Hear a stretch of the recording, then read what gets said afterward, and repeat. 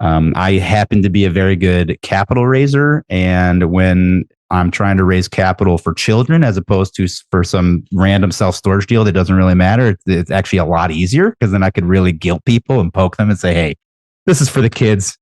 Do you really need this $500 so much? Like, come on. And so that has helped a lot. And then getting to see the results of those capital raising efforts and seeing, in Neighborhood Boys and Girls Club, we send a bunch of kids to school with scholarships every year, Dyslexia Center, helping people get through, their K through 12. It's really amazing to see. So those are kind of like the formal things I do.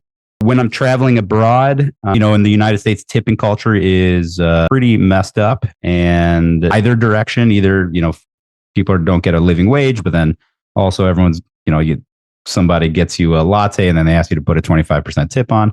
So when I'm abroad, I actually carry a lot of small bills, both in dollars and in local currency.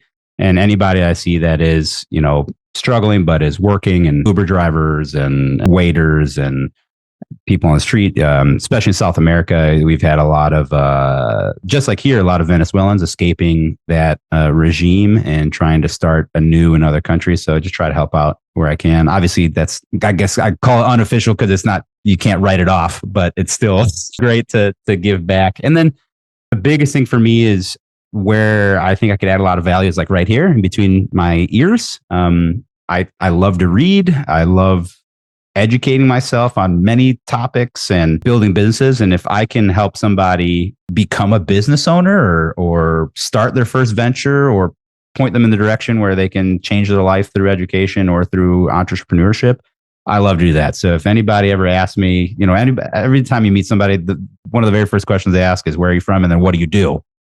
And so the what do you do part is when I can segue into being a business owner and how I love to help other people also achieve that goal. And if somebody wants my help, I always give them all my contact information. Like I said on this podcast, I give out my cell phone number.